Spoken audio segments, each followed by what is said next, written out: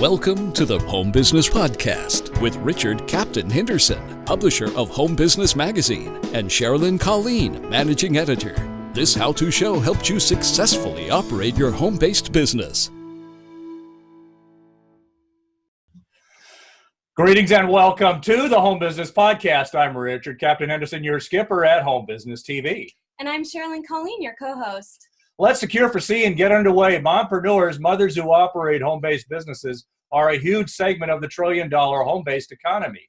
Millions of mothers operate home businesses. Businesses that require unique skills and competencies for success. Dr. Glenna Rice is at the forefront of succeeding as a mompreneur. Do mothers know their true value as a woman, as an entrepreneur? According to a recent global study, there's a worldwide gender confidence gap, and women everywhere are unlikely to recognize their own expertise, brilliance, and potential. Dr. Glenna Rice is a parenting and business coach who believes that mothers who often hold themselves back from entrepreneurism simply because they underestimate their own abilities. She is on a mission to help mothers understand how competent and how qualified they are to run a business.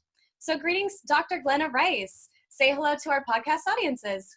Hi, thank you so much for having me on. I'm really excited about this conversation. Thanks for joining us. Okay, all engines ahead standard. At the end of today's show, we'll share with you our best home-based business tips. Today's tip, for home office workers, what is the single best thing you can do to maintain your ergonomic health? Stay tuned and we'll give you the answer at the end of the show.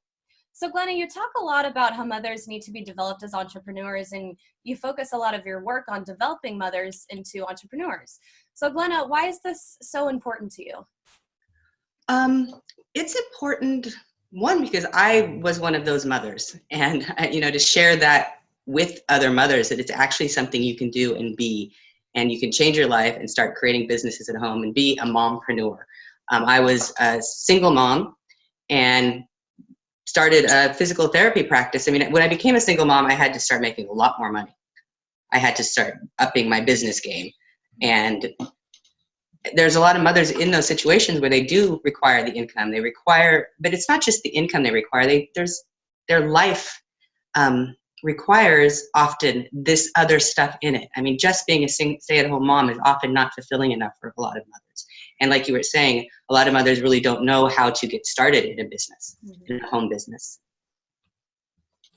So they say that, necessity is the mother of invention, no pun intended.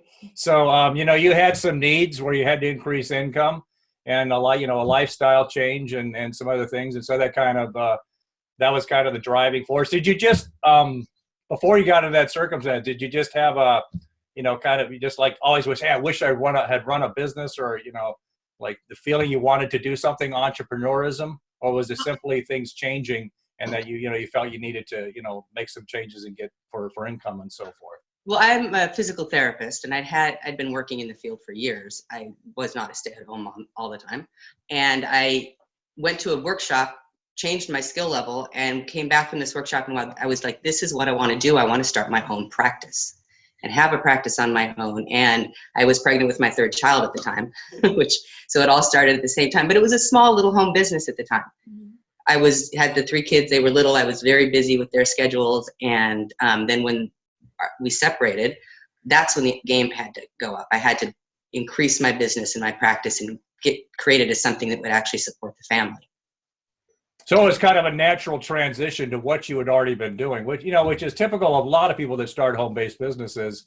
They leverage or transition it into something they're already involved in, which kind of ties in with our next question, which, success in any business startup requires leveraging one's skills and transitioning these into a business.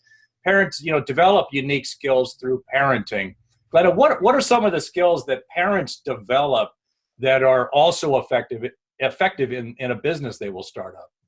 Well, there's many of them. I mean, running a home is almost like running a business. You have kids and schedules and school and your activities and your job or whatever you're doing for work or your business. So you kind of build a multi-awareness muscle is one of the things I like to say. So you can be aware of your kids' schedules, when they need to be home from this activity and the other activity, what their futures are like, what you need to be creating for them and putting into their life. And those are all skills that go directly into business. If you have employees working for you, if you're running an office where you have scheduling, all these things can contribute. You already have these skills available before you go into business if you've been running a home. Yeah, that's a fascinating take on it. I never really had thought about that. The fact that, you're already under a high pressure environment, running a household with business and operations and people coming over to the house and working for those, those are the independent contractors. So I think a lot of people out there don't understand by that just through, living their life and being parents, they're already picking up and developing those skills. Anything that stands out to you in parenting that's been particularly effective in that you've been able to transition, that you've been able to leverage in your business? Well, when I look at my business, I'm always looking at what the future of my business can be and how it can create and what it's going to create in the future and what I need to put into place now to create the future where I want my business to grow. And as a mother, you're always doing that also. You're always looking at your children and where, their homework that's going to be due next week. What do you have to set in place to put that into effect so they're getting their homework done, or that what college they're going to go to. I have 2 now that are actually in university. So putting all the stuff into place that's going to create their life is a skill you learn how to do as a mother or a parent automatically. I mean, that's part from the day they're born. And your businesses have the same energy that you're going to be looking at what the future is and what you have to start implementing now. So that's a great skill that a lot of people don't recognize that they have available when they're parents and they want to go into businesses themselves.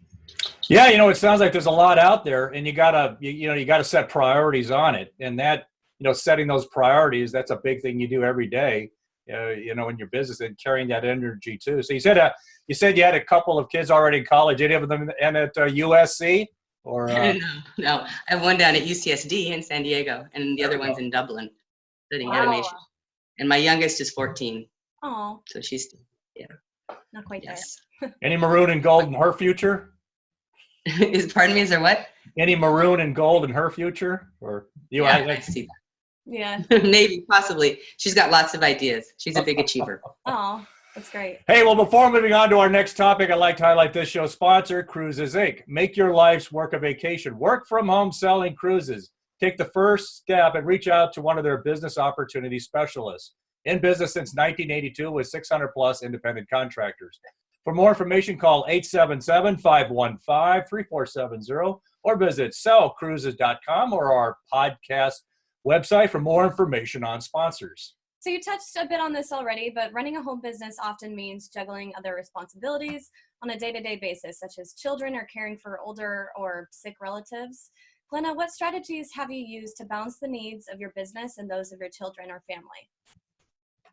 This is a great question because, it can get a bit crazy sometimes for sure.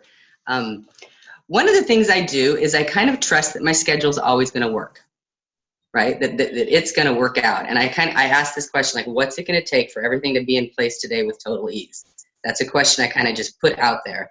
And it's been the greatest question I've asked with those days where I had soccer practice and then a patient and then another, ballet, and then pick someone up from school and go shopping, and they would go to karate lessons, and I would run back to my office and see another patient during that time.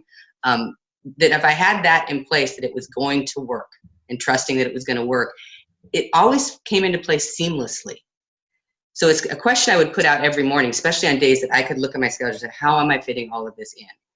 So just kind of having my schedule contribute to what I'm creating, if that makes sense. That was one of the ways, because if I planned it too much, it didn't work out as well as if I allowed it to create itself.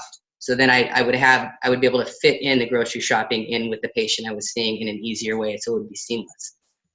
I want to circle back a little bit on that. So a lot of people get rigid in their planning and their scheduling each day about what they're going to do.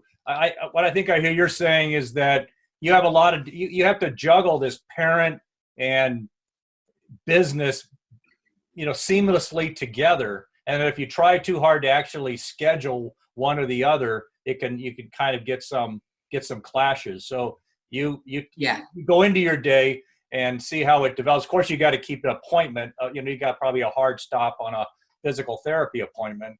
but you try to just, you make overall objectives on what you want to get done that day. And then as the chaos, the chaos of the day happens, then you make adjustments and move forward from there. Is that one of the peculiar challenges with being a parent and operating that around a business? Keeping it flexible so you can keep it seamless. Yeah, you have to embrace the chaos and start to love the chaos and use the chaos to work for you instead of fighting it. And being able to change on a dime is a huge thing that parents know how to do. You wake up that morning and the kid's sick. You have to change everything on a dime and do that quickly. And businesses require that all the time too. And if you are too rigid, you're going to stop your business, you're going to slow it down, and it's not going to grow the way it wants to. So it's really kind of following the energy where everything's going each day makes your life easier. So kind of embracing the chaos. I like that. Embrace the chaos. Have you ever had to bring a child along to a physical therapy? Something just went wacko in your schedule, and you had to bring one of your children to a physical therapy session, or work around that chaos? I have. Or to workshops I've taught, I've had to bring my kids for things like that. And I let the people know what's going on. And I have never had one patient or someone in my class as a participant ever have a problem. People are actually, if you explain what's going on, people have a lot more ease with this than mothers often think. We almost feel like we have to apologize that our kids are part of our lives when we're in the business, and you don't. I've never found that I had to. I brought them along when I was working in school districts years before I started my practice. I would bring my kids with me to work on days, and everyone was fine with it. The kids had a great time. You set up the day so it works for them, bring their toys in, and things work out a lot easier than we usually think they're going to. As mothers, we get worried about things we don't need to worry about. I bet you've had some people in those classes or in the business setting, that moms who have come up to you, or kids are grown, and said, hey, I wish I had run a business also when I was raising our kids, and saw how it was working out for you. Did you ever have that happen where somebody said, hey, you've made it work pretty well? Yeah, I've had people, I wish I knew how to do this stuff when my kids were little, absolutely. But these tools are going to go on, and your kids never really go away. Mm-hmm. No matter what their age are, they're still, you're responsible in some ways. Don't worry about the financial needs increase with age. I gotta hit this subject. Has there ever been any friction you've had to work through with your children and juggling the business from their perspective, of some problems that have come up from the kids' perspective, and you've had to had to kind of sidestep some minefields there or work it out with them, or has it gone pretty smooth through the years? There's been a few. Some of the scheduling twists, like getting all the kids to school in time so I can get to work on time, and those mornings could be very frustrating. Some of my kids didn't get ready quickly. Other ones were better at it. So there was those times. Activities, drives that they wanted me to take them on that I couldn't. You have to walk home today and mom's not coming. Those kind of things, but nothing huge. They were always really grateful that I was working and making money. My kids did see that, I was the ones providing the lifestyle that they had here. And I live in Marin County. It's a nice place to live. And I was providing that, and they understood that. And we had conversations about that. Definitely, mom's going to be gone for these times, or I might be in late tonight. And, as they got older, you're going to have to, I'll have everything for dinner, and you guys are going to figure that out. And the responsibility that they had, they actually enjoyed. So there weren't a lot of huge conflicts. It sounds like it helped them to take on a little bit of responsibility when you weren't there. And, that's a good point. You have such a much better lifestyle, quality of life as a parent when you have that flexibility. And I found that same thing out also when my kids were younger, that there's a benefit. Yeah, there's a lot more pressures sometimes, but then there's some benefit of having the flexibility. Well, Glenna, you don't allow yourself to buy into the idea that anything is difficult, even as you raised 3 children and built a business on your own. Glenna, how do you stay positive, motivated, and focused on possibilities as a mompreneur? Yeah, because I do have my moments. I'm always asking what else is possible. What else is possible that I haven't considered here when I'm having difficult times? Because there's usually something that I need to change, often something about my point of view when things are, it's probably the biggest things where it was stressful. It was busy. Maybe money wasn't great with the business one month, which people, businesses go up and down. And having those moments. And then I would also ask, what else can I add to my life? Which is a really strange question to ask when you're frustrated. but it tends to let the things go that aren't important, and the things that are actually important for your business and important for your life start to show up, and you become more aware of them, and you can start focusing on that. Oh, so you said what else can you add Mm-hmm. when you're looking at that? That's kind of an interesting, that's an interesting way of, so did that kind of put things in perspective then for you when you looked at it from that way, or help maybe to set some priorities differently? Mm-hmm. It would let me look outside of like this box I was in, where I was in that frustrated times, and look past that on what else could I add to create the changes I'm asking for to get out of the funk, or and what else could I add to my life? And asking that question has allowed me to add so many different things to my business. I'm doing the parenting classes. I do a business now, and I teach physical therapy body work around the world. And all of those were from times where I was like, oh, things aren't really working here. What else can I add that would actually be fun for me? What else can I add to my life? So that's back to that same thing earlier, which is necessity is the mother of invention. You had challenges and problems in your life, so maybe some issues that were causing you not to be motivated in certain things. But then you stepped back and took a look in, from the outside, looking at what you can add, and then that led to improvements. You kind of maybe identified where some of the problems were, and that led to improvements then in making changes in your business. That's fascinating. Yeah, absolutely. It's a great question to ask on frustrating days. Now, Glenna, you started your career as a physical therapist, but diversified into other areas such as the Joy of Business program and parenting. What compelled you to make these changes, and what did you have to take on or let go of to make the new business work? Right. Well, one of the things that when I started teaching, I was traveling. I traveled probably 2 weekends, maybe 3 weekends out of the month, and I was not home to have to see the patients at my business. And my business, that part of my business started getting smaller, which was one of those moments of, it was a huge change to go to stop seeing the patients I was, because I couldn't fit them in my schedule. The teaching part of my business was exploding, and financially I was creating much more money than I was before. So giving that up was a tricky one. I still see patients when I'm home. I have clients that I see regularly, and I get some people in when I can fit them into the schedule. So that was a big change for me. And it took a lot of looking at what do I really want to do? Is this what I want to do now in the future, to travel as much? Adding the parenting in was someone suggested that I was a good parent, which I never thought I was. I just didn't have that point of view. And they said, you may make some money teaching parenting classes. But the person that spoke to me, I respect quite a bit, and he has a lot of good ideas. So I went ahead and started looking at adding that in. So some of it's just been a suggestion, or like what I was saying before, what can you add to your life? And these things came up, and I looked at it, I was like, wow, would that be something that's going to create more? Is that going to create more if I put that into practice? And they have. And my business keeps getting greater. You brought up a good point of where your business went with growth and expansion. And every entrepreneur then is faced with this challenge. Did you ever think of hiring a partner or hiring an employee or a contractor to, say you mentioned on your actual seeing patients as a physical therapist? Did you think of trying to keep that going and leveraging it by working with another physical therapist or bringing people in to work with, or is your focus been to try to keep your business at a level that you can run it hands-on yourself? Well, actually, I have thought about that for years. That is one of my future targets for my business, is to have, my skill is a bit specialized. So I'm part of the teaching is I'm training people in what I do. And hopefully from there, I will get some people that can actually work in at a practice, the practice I'd like to have and offer for people. So it's an ongoing business future that I have with that.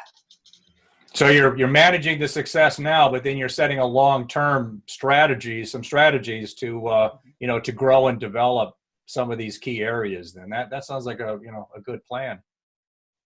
Thank you. Well, Dr. Glenna Rice, this has been a great discussion on succeeding in business as a mompreneur. Do you have any final points you would like to share with our podcast audience?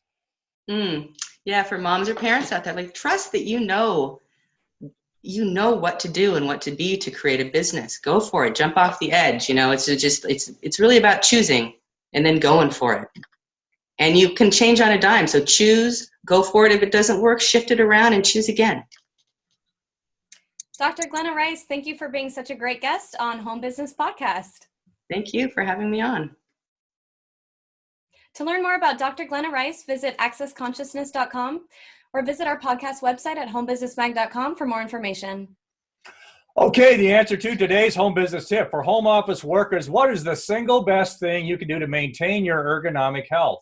Purchase a high-quality ergonomic chair, one that helps maintain posture and height of your elbow to the keyboard.